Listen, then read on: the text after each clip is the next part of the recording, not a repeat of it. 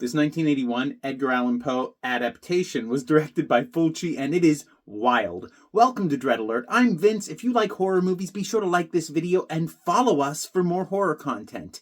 Today we're talking about Fulci's The Black Cat. Coming in at 91 minutes, it moves quickly, but it's little more than a series of scenes that string together to get us to the next cat kill. And boy, are those cat kills worth it. It follows an occultist living in a small English town, an American photojournalist who arrives to research some ruins, and the titular Black Cat. This movie explores themes of fate and destiny, it explores themes of occultism, and it also explores themes of the manifestation of primal feelings like hate and fear. At the end of the day, though, it is really about a killer black cat. That's what we all showed up for, that's what we all want to see, and this movie does not disappoint. Now, I will say that the plot is a little meandering, it is a little disjointed, but it is a ton of fun, and I love Italian horror, so I knew what I was signing up for going into this, and it did not disappoint.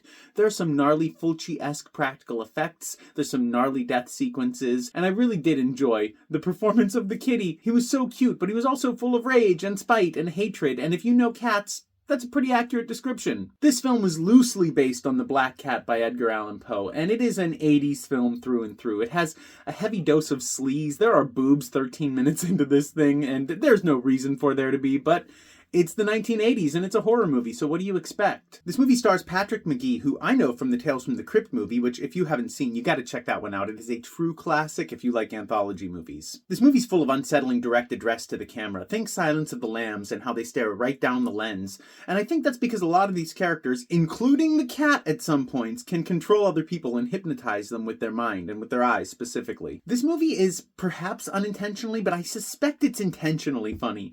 A lot of these characters have terrible fire safety protocols, and mostly they just wave pillows at fire.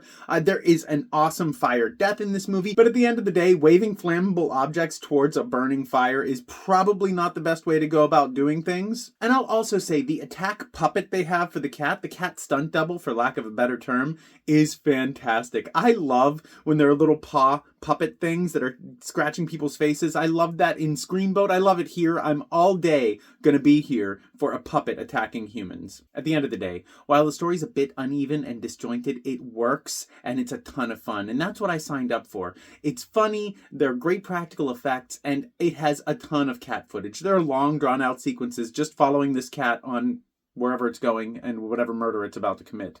It's totally worth checking out. If you like 80s horror, if you like Italian horror, I would definitely recommend checking out Fulci's 1981 film, The Black Cat. And as always, stay spooky, my friends.